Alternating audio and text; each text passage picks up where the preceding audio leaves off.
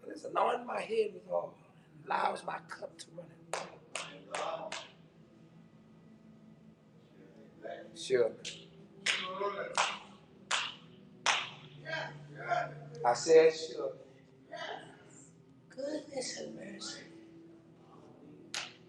Follow me all the days of my life. I will dwell in the house of the Lord.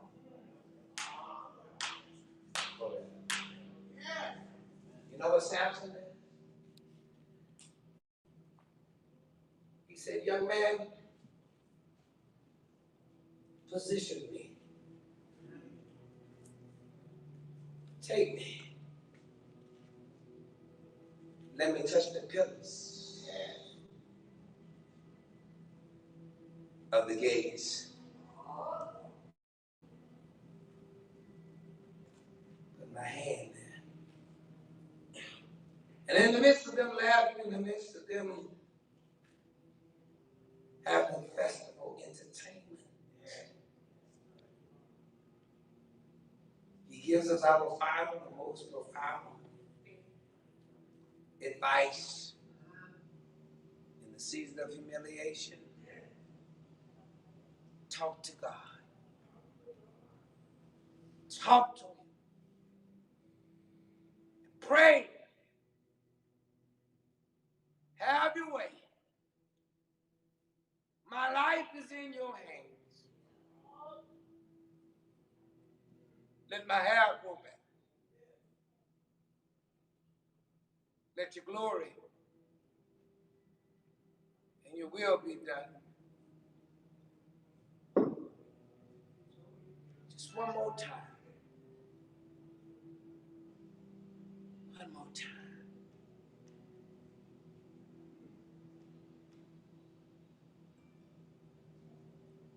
You know the story, don't you? God honors his word. God renewed his strength. And when God renewed his strength, I can hear him saying in his spirit, I forgot and got caught up. I forgot who I am and whose I am. But I'm focused now. And my hair, my hair has grown back. And he presses against the gates, and the Bible says, in the midst of them laughing and drinking and partying and celebrating, when the Lord restored the strength.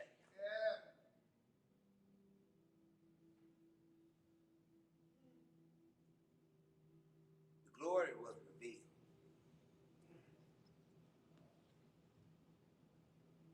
And he pushed out the supports, and the whole edifice, the whole building, the whole place fell down. It killed Samson, just like my sin killed Jesus. Yeah. But the Bible says, more Philistines died when Samson came out of the season of humiliation than all of those that had died in his season of pride. For God so loved the world that he gave his only begotten Son, that whosoever believeth on him shall not perish, but have everlasting life. Listen, regardless of whether it's your season of prosperity or humiliation, God is still God. And God all by himself. He still loves you, whether you are fervently in his will, or if you have backslidden or have never ever come to him as King of Kings and Lord, he still loves you. He proved it with Jesus. So if you don't know him, We offer him to you right now. Yes. This is your chance. Will you come? Don't let pride keep you back. Don't let the enemy convince you to stay where you are. But rise up and say, today, I want it God's way. Not just today, but for the rest of my life. Will you come? Because he loves you, loves you, loves you, loves you. Don't let the struggle convince you otherwise. Know this. He loves you. Yes. Will you come?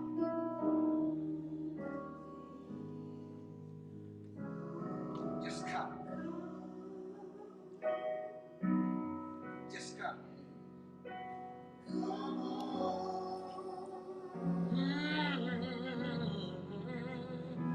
To cry. Maybe you have strayed away. The Lord saved you at an earlier age, but you strayed away. Come on back.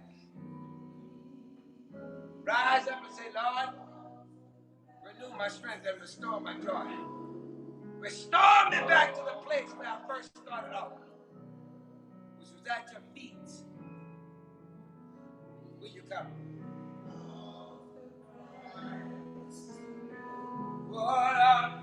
Oh, my sister,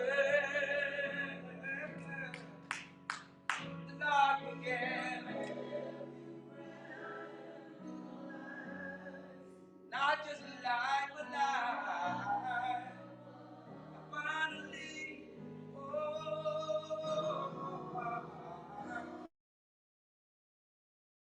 You come? Will you come?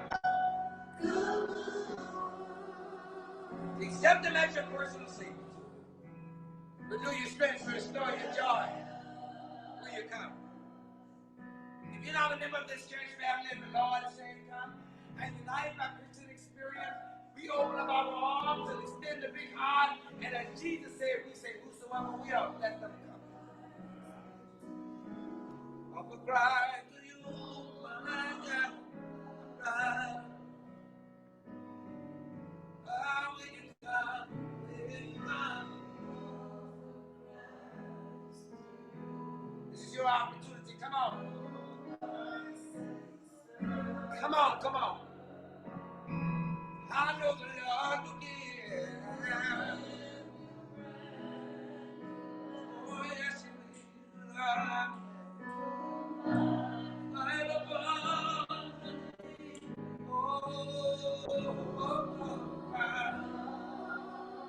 There might be somebody else. Come on. This is your opportunity. Separate yourself from the stuff and to come on back to the Lord. Tonight. Oh, bring you out of these words. They are right to you, my brother. We offer Christ to you, my sister.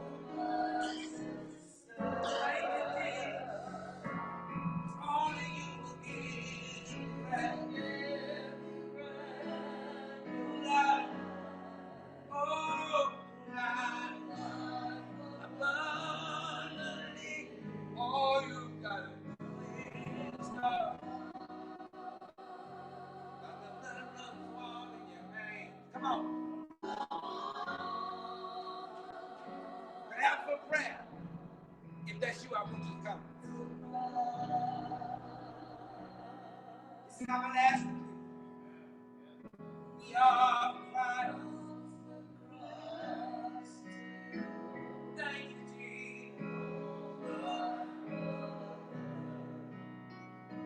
So glad we are Christ. Oh, my sister. Wish I had a witness. Somebody who could say, yeah.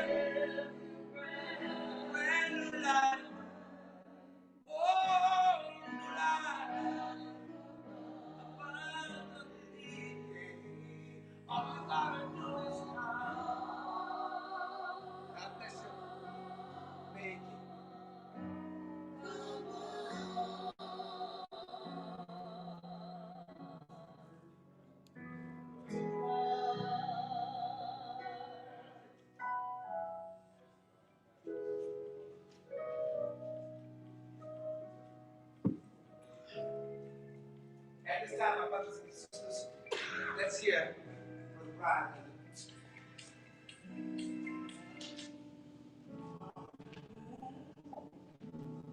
Well, I want to address the church and thank the church for all the prayers. All y'all prayer warriors that prayed for me. I was in the hospital a few weeks ago. I was having double vision. And I was in Lady of Lords for 4 days and I ran all type of tests and found things on my brain and stuff. There was old injuries that I have no idea about. Besides, when I was a child, I had spinal meningitis. That's the only thing I can think about. But I had one day, I had double vision when I was reading. I mean, I could see all of y'all like I see y'all now, but I had double vision in my reading. And doctors did all type of tests, took all type of blood. But I kind of blame it on post-COVID, because I had caught COVID maybe about a month or so before then. And my battle with the COVID wasn't more so as a sickness. It was more of a wickedness. Because my battle was a spiritual battle. And the pastor hit on quite a few things here today in his preaching of humiliation and humility. Because the enemy that came at me, first of all, the enemy showed me one thing, that my reality flipped on me.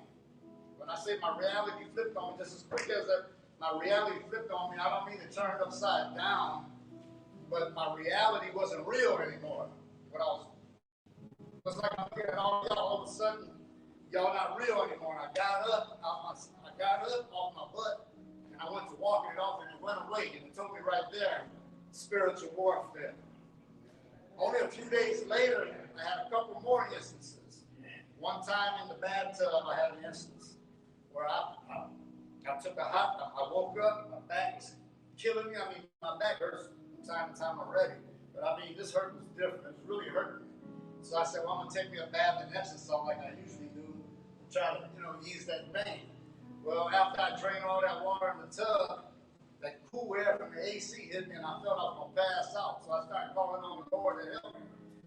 And, I mean, it was rough. It took me about 15, 20 minutes till finally I was able to have the strength. The Lord gave me the strength to get up. But the following day, I had another instance. And what happened to me this time here, when I would go to bed with that COVID, I would have chills, so I wrapped myself real warm. So this morning here, when I got up, my body was overheated. I started taking off all my clothes. I stripped down to my drawers. I eased my way onto the floor. And I started calling out to the Lord. I started calling out to the Lord to help me. But while I was doing that, calling out to the Lord to help me, something hit me in my head, in my mind. And it said, doubt God. And right there, I already knew where that came from. I started praying even harder. And I was saying that all my help comes from the Lord. And trust me. I was on that floor maybe 15, 20 minutes or so before the Lord gave me the strength to get up. But during that time, I was on that floor. When the enemy came at me like that, because I mean, it's just like I say, did that come out of my head? But I knew where that was coming from. That was no more than the enemy. I started quoting, I was from pleading to begging, I started quoting scripture that all my help came from the Lord. And another thing about all of that is, too, as far as all that goes, the Lord made it plain and simple. He allowed this to come into my life. With all this stuff, He made it plain and simple. When I was on that floor, He made it plain and simple. All my help comes from the Lord. We live our lives out here every day. We have to take God for granted, but all our help comes from the Lord. We can't take the next breath without the Lord. And so I looked at it like this here. So anyway, after day 10 of COVID, the day 11, I went retest, and all that's, I tested negative then. On day 14, I finally got my appetite back and started eating, and my blood pressure started acting up on me and stuff. And then a few days later, that's when my eyesight, when I say a few days later, maybe a couple weeks later, maybe a month or so. But then that's when I went into this double vision. So this is it's still a wickedness that's going on. Because once that COVID is out of you, so say out of you, there's still other things. Because the COVID ain't nothing but, kill us. That's what it's doing, because it was put out by some evil people. Now, I don't know if it's the government. I mean, we'll never know, but it was put out by some wicked people. But see, God allowed all this here to come into our lives to let us know who He is and who we are. You see what I'm talking about? So, I mean, that was my test. But when I came out of that on day 14, when I started feeling I could eat again and whatever, the Lord brought me into the book of Isaiah. And I started reading from chapter 1. When I got to chapter 7, God was giving King Ahaz. King Ahaz was a wicked king from Judah. He wanted to go to war against some other kings. So God was giving him some instructions to tell him to ask for a sign. God wanted Ahaz to ask him for a sign, because God was commanded to give him a sign. And Ahaz was saying, well, hey, I don't want to put God to the test. So Isaiah told King Ahaz, now everything turns like trying to piss God off. He's telling you, he's commanding you for a sign, and you still want to be disobedient. So in verse 9 of chapter 7, God told King Ahaz, either you stand firm in your faith or you don't stand at all. And right there was my message. That was for me. And I would like to say prayerfully that I was stamped certified and I was in the fire, and that's how I came out of the fire. And I'm grateful for the Lord. He can heal me. I'm supposed to see these doctors about my eyes, but the Lord didn't heal me because of all of y'all prayers. I thank y'all. Amen.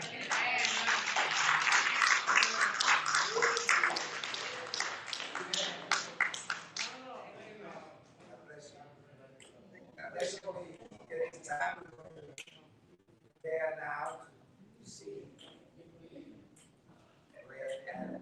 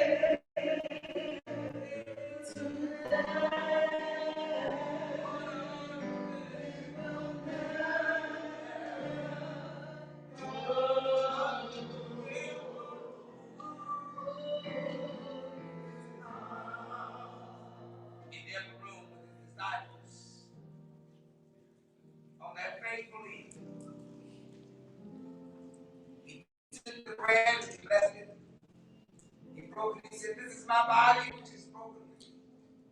Eat all of it in remembrance of me.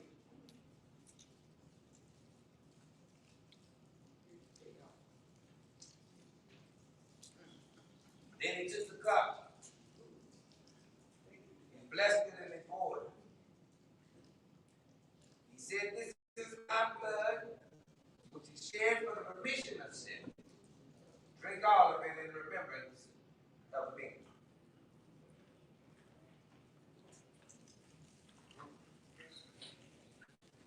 bless you and keep you. Deacon.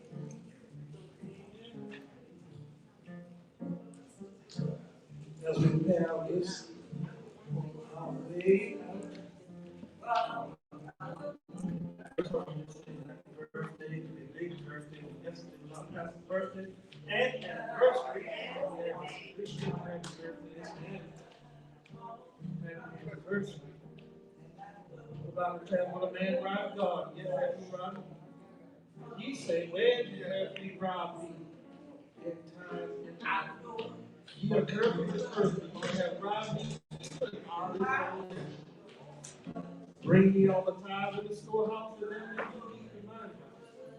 Prove me now that, saith the Lord of hosts, I will not open the windows of heaven, pour out you a blessing, that there shall not be room enough to receive it. In the bread we have our three boxes, our offering. Also, we have the one for benevolence, and unity, and helping out those in need. Also, we have the funds. Building and our purification of our outside areas. Ask that all be prayerful in your giving. Give what God has laid on your heart.